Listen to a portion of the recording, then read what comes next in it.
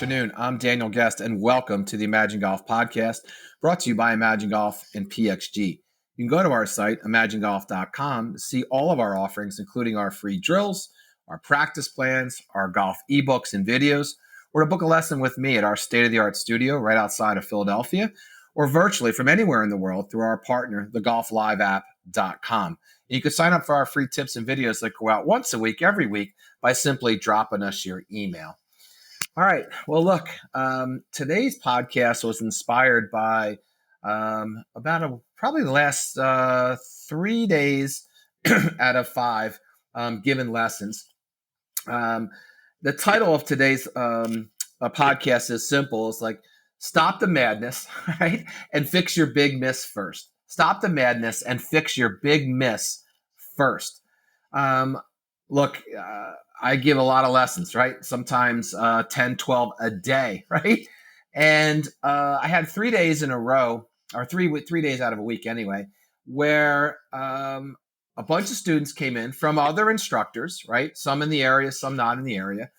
And of course, in our onboarding piece, where we ask a bunch of questions and we assess and get a baseline where the student currently is. And we ask them and talk to them about their instruction experience, right? How many times they've taken lessons, where were they, how'd they go, did they work, all kinds of questions, right? It's part of our onboarding. And inevitably, one of the questions is, what were you working on? What did that instructor have you working on? And I got to tell you, man, I'm just amazed, absolutely amazed by the amount of students that come to us with these crazy things that instructors are having them work on.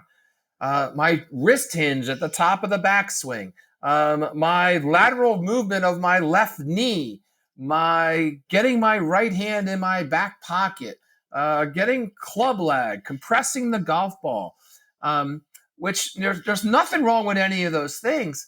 But dude, if you're still slicing the ball, right, none of them are going to help you not slice it any less, right? So I just couldn't take it anymore, and had a mini meltdown of sorts in my mind, and so I prepared this podcast. Look, you've got to fix your big miss first and foremost, right? And that should be all you're focusing on, right? None of those other things matter, right? Unless you fix that big miss. How do I know? Well, because I've given 30-some thousand lessons, almost 37,000 lessons.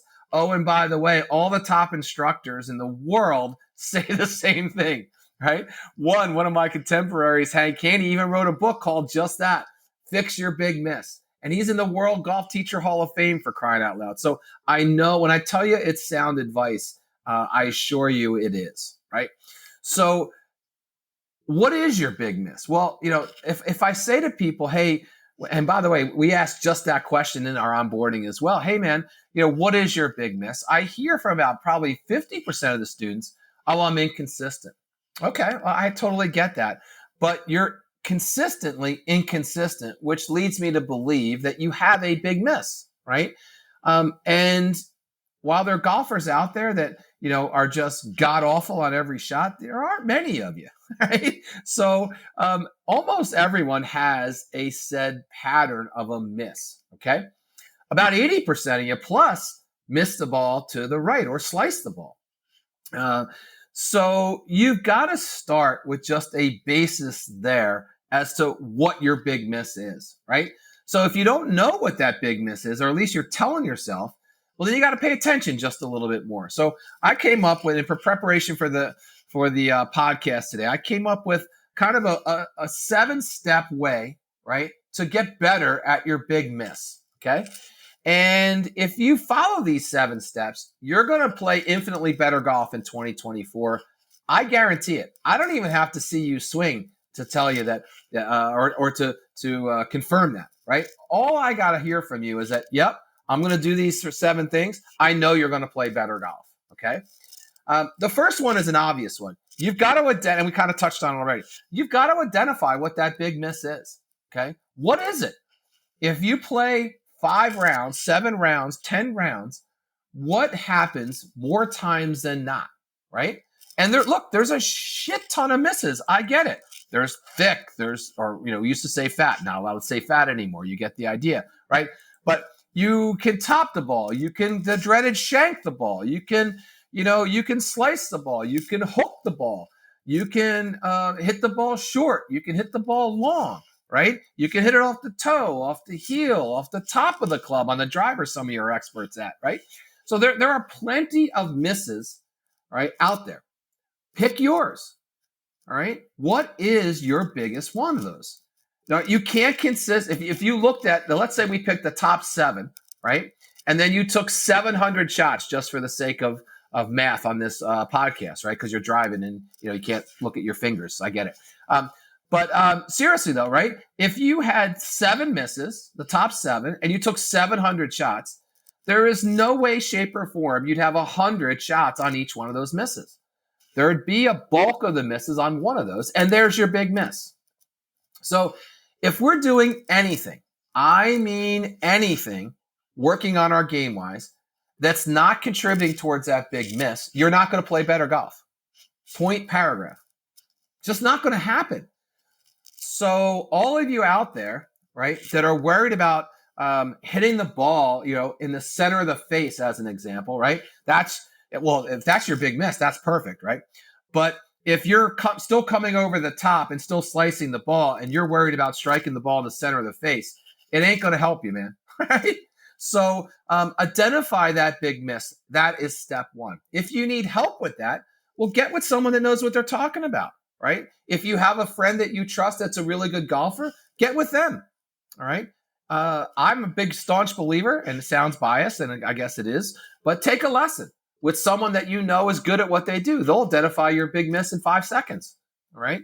But if we can't start there, then you're not practicing, by the way, anything then, right? All you're doing is ingraining more habits, and you're exercising. So we got to identify that big miss first and foremost. The second step is understanding what causes that miss, right? So let's just talk in generalities. 80% of you out there slice the ball, right? So a slice, what causes the ball to slice is one and one thing only. The club face is open relative to the swing path. And what I mean by that is if your swing path is 5 degrees inside to out, right? Outside to in, and the club face is open just 2 degrees, all right? Or the club face is turned 3 degrees. It's effectively open 2 degrees because of the swing path. The ball has no choice but to go to the right, because golf is what the ball does, right? And it is all about physics ultimately. So you have to have an understanding, a cause and effect relationship type of understanding, or you can't fix the problem. If you identify that you always hit the ball, or you always hit the ball to the right for a right-handed golfer, or you always slice the ball, that's step 1, check. And then step 2, you say to yourself, okay, well, I have no idea as to why that happens. How in the world are you going to fix it? Right? So you have to have that understanding, or we call it, imagine that cause and effect relationship, right? When I do X, Y happens to the ball. Okay? So whatever that big miss is, there's a cause, and the effect is obviously where the ball goes, but there's a cause. That relationship between the two is what we need to be working on. That's the big miss work piece of it, if you would, right? Hey, if I in the slice case that I just example, if I just gave you, if I close the club face just a little bit more, or even square it just a little bit more, the ball should go straighter, and guess what? It will, right? So in that case, I might say to a student, hey, and point to 6 or 8 inches behind the golf ball and say, look, when your hands get here as they're coming in, that club head needs to be square. Start thinking about squaring the club there just a little bit more, if you would. And bang, before you know it, we're hitting straighter golf balls, all right? But whatever that big miss is that you identify, you have to understand not only the root cause, but the cause and effect, if you would, of that relationship. And that's not always easy for guys, right? Guys play a lot on emotion and not a whole lot on feel. So you'll hit a great shot. A perfect example of that is a testimony to that is a guy will hit a great shot, stripe it right down the middle. Everything is perfect. Barely even felt like you hit it. And the only thing that goes through our mind is, oh man, that was fantastic. Can't wait to do that again. Right. Very rarely do we take that pause and take a look at, hey, how did I get through the golf ball? Where were my hands in relation to the ball, right? Relation to that impact? Where did I close the club face there appropriately? Did I follow through? You get the point, right? Rarely do men do that. Women do a better job of that because everything is about feel for a woman in their day-to-day lives. But in golf, men are very much more, let's go, right? Let's do another one of those. I got this, right? So step one, identify what that big miss is. Step two, what is that cause and effect relationship, right? Step three is now we got to put a plan together that includes a bunch of things, right? Because a dream without a plan is just that, a dream, right? So we got to put a plan together to fix that. If you say to yourself, okay, I always slice the ball, and now I'm going to start trying to hook the ball, right? Well, that's fine, right? It's better than nothing. It's not exactly a plan, right? So we got to put together a solid plan that includes a couple things, all right? I'd imagine we're into putting plans together that are long-lasting, that are sustaining, that have a biomechanical impact on your swing. And if that's the case, it's a permanent change then, okay? So we're not into like changing someone's grip or exaggerating a grip to make them close the club face. We're not into any of these crazy things you see online. Fix your golf swing in 10 minutes or like and none of that stuff, right? We're into putting together a rock solid plan, and any plan that you put together should have a couple of these things that I'm about to go over. First one should be what we call on ball time, actually hitting golf balls. The crazy thing about golf balls or hitting balls is this. Number one, your subconscious mind, the biggest piece of your mind that's in tune with learning, if you would, is your subconscious, right? So your subconscious mind doesn't really care whether you hit a golf ball or not, right? Consciously, we absolutely want to hit a golf ball, but we don't have to hit golf balls to get better, all right? But step one, or in a plan is what is going to be the on-ball time or allotment, right? Is it once a week, twice a week, whatever it is, right? And we did a whole podcast on what you're trying to accomplish and everything like that, right? If you want to, reduce your, we want to score below 100, then you got to practice once a week as an example. You want to score 90 twice, but figure out as part of your plan how much time you're going to spend on the ball, on the range, right? The obvious next one is off the ball, right? What are you going to do off the ball? If you think all you're going to do is practice with the ball, then you're short-circuiting the whole process, okay? We don't need to hit 10,000 balls a month, right? 600 a day, whatever your crazy number in your head is, right? We don't need to practice like days gone by of the Ben Hogans and Sam Sneads, where they would, hit, dig your game out of the dirt, and hit 600 balls or practice till my hands bleed and all that stuff. And did it work for them? Absolutely. Will it work for you? Not a chance, right? Not a chance, right? So on ball and off ball, two different things. The next, we need to have some set of drills. I'm a huge believer in drills, right? Now, they got to be the appropriate drills, albeit, right? But get with someone and identify what your problem is, and then get them to get you a set of drills. If you don't have the ability to get with someone, or you're not going to spend, any money on lessons, then do your best to identify your challenge, right? And then only do drills around that challenge, right? So if you're slicing the ball, only do anti-slicing drills. And there's thousands of them, all right? We're huge, pardon me, we're huge, I need a cough button, man. We're huge on our proprietary 777 drill protocol, right? We're doing drills in sets of 7, right? 7 repetitions, in sets of 3. And again, we did a whole podcast on that. But pick a drill that you can do on the range and pick another drill that you can do at home, right? Again, getting back to what I said earlier, you don't have to hit balls constantly to be working on your game, okay? But drills are important. You have to have the right swing thoughts as well, right? So again, if you're slicing the ball and we got to get you to close the club face a little bit more, then I need you to swing more towards right field, or what we say at Imagine 1 o'clock. So you got to have that swing thought in your mind, right? To get your mind to help you produce the path that we want. All right. If you have a reverse pivot situation where the weight, if you would, is going more left on your left front side than it is on your right side, then maybe the swing thought is, hey, I got to get more weight to my right heel. But you get the point, right? You've got to have the correct thought pattern and process, or it's simply not going to happen. All right. You've got to do things in slow motion. Slow motion and exaggeration are two ways that the brain picks up on things quicker and faster. So if you can do them, right? If you could do the drills as an example in slow motion or exaggerating them, what do you think will happen? You're going to get better, right? Quicker. All right. So slow motion is important, and exaggeration. The last, and I'll give you an example of exaggeration that's not often talked about. And I stole this from Hank Haney as well, man. But for someone that comes over let's say a lifetime golfer, they've been golfing for 25 years and they still come over the top after 25. That always cracks me up, right?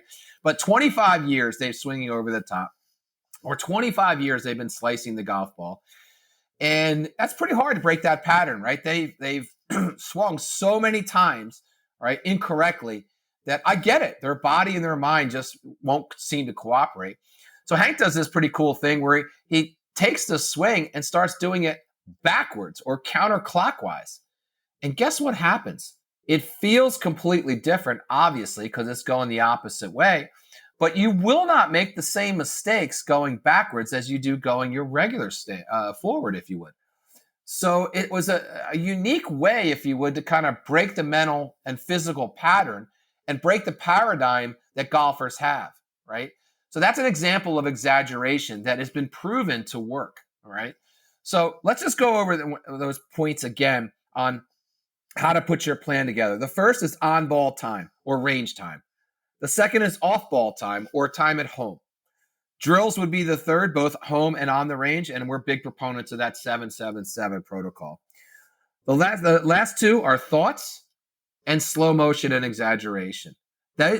All those components have to be part of a golf plan, right? To golf improvement, I should say, or it's just a dream, right? You can't play your way to better golf, right? Not going to happen. All right. I know what you're saying. Oh, Daniel, I played a lot last year, or 3 years ago, I was single and I played all the time and I played better. Yeah, of course you did. Right. Will you play better than if you don't play? Yeah, I get it. But just playing does not make someone better at their big miss. I assure you. Okay. Or everybody would be a good golfer. Right. And the handicaps haven't changed in over 50 years. Right? So I know I'm right. All right. So that's number 3, put a plan together. Number 4, this is where a lot of golfers go wrong. Set a regular cadence. I know life is crazy, but if you don't set a regular cadence, you're not going to get better at golf. If you look at the professionals as an example, they practice every day, each and every day for relatively the same amount of time, every single day. Well, they're professionals. That's what they're supposed to do, Daniel. I get it. But if you correlate getting better at golf to something, say, like working out, as an example, right? You can't go to the gym once every 17 days, right? You can't go Monday 1 week, Friday the next, skip a week. It just doesn't work that way. But people absolutely think that's how it works with golf. And again, when you just say things out loud, it just doesn't work, right? So set a regular cadence as much as possible. And that cadence should include the range time, the golf on-ball time, and the golf off-ball time, for sure. Number 5 is review your progress after a set amount of time. Excuse me. Review your progress after a set amount of time. I don't care what that time frame is, right? I like shorter blocks of time, right? 3 weeks to make any long-lasting and permanent change is a minimum, right? But I like 3, 4, 6 week time frames. If you're not seeing any changes in those types of time frames, you're not doing it right. You know, I just got done a lesson where this lifelong slicer in 1 hour, right, hit 17 draws in a row on the last 17 shots, 17 in a row. Okay. If we could do that in 1 hour with somebody, right, imagine what you could do in 3 weeks, 3 months, 6 weeks, whatever the time frame is. You get the idea, right? But if you're not going to set a time goal, then again, it's just a dream, a pipe dream at that, right? So you've got to have this goal and this plan. You got to have the goal, you got to have the plan, and that plan has to be attached to time. Okay, so that's number 5. And number 6 then is just adjust. After you review that, adjust. Well, what does that mean, Daniel? I don't know, right? Because I don't see you. I don't know exactly what's going on, but I do know this. If it's not working after, let's call it 4 weeks, then something has to change, whether it's the drill sets, the cadence, the amount of time, I can go on, but something has to change. So, if we're doing the same thing all the time and expecting different results, is the definition of chaos, or excuse me, insanity and chaos for that matter, but insanity, right? So, but if I could point to one thing that a lot of people don't even consider when they want to get better at golf, right, is give themselves a time commitment and stick to it, right? So review your progress after a set amount of time and then make some adjustments. Change things up a little bit. Maybe you do need to take a lesson, right? Maybe you should change things significantly. Maybe you should tear down that swing because it's been 35 years you've been swinging the same way and you're tired of slicing the ball, right? But you get the idea, right? You cannot keep consistently doing the same thing and expecting different results. And then once we adjust something and we get stuff that are working, right? Repeat it. Repeat that type of process for the next thing that you're working on in golf. Because God knows that golf is a crazy hard game. You only got to play a couple times, right, to know that it's crazy hard and crazy mental, right? And with that in mind, when you fix that slice, you're going to wake up one day and something else is going to be going on, right? And many of you go from slicing to hitting the ball straight to hooking the ball. And that's a natural progression, right, over time. And that's not necessarily a bad, actually, that's a really good thing, but it's just as frustrating now. All of a sudden you're hooking the ball, right? You would kill to hit a ball straight, right? And prior to that, for 35 years, you'd kill to hit a ball, to the left side, right? But you get the idea, right? Golf is very fluid, and which makes it why it's one of the best games ever, on the planet for that matter, right? But at the end of the day, right, repeat the process. Right? All you're changing now is what is the big miss? It's a new miss. And I guarantee you're going to have another one. You think professional golfers don't go through a change in their golf game, in their life, in their swing? You're out of your mind. I mean, Tiger's had to reinvent his swing no less than 4 times. 4 times. Plenty of these guys have reinvented themselves over and over and over again. So you get the idea, right? But there's a rock solid 7-step plan for anybody to play better golf, right? So to recap, first and foremost, get on the mindset, get on the bus, get behind the concept that you've got to fix your big miss, first and foremost, right? The first step is identifying that miss. The second step, understanding the cause and effect relationship of that miss. When I do X, Y happens. Then step 3, put a plan together. We talked about what that plan needs to include. Step 4, set a regular cadence. Step 5, review your progress after a set amount of time. And the importance of that time should be 3, 4, 6, 8 weeks max. Number 6, adjust accordingly after that time frame. And then number 7 is repeat the process once you feel like things are actually working well, right? I apologize for coughing so much today.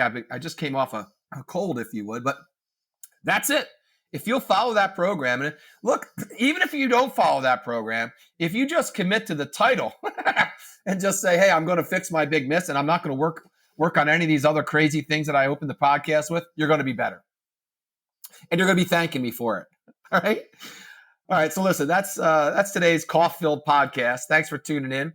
Hit the follow button wherever you get your podcasts and be sure to check out our site, imaginegolf.com.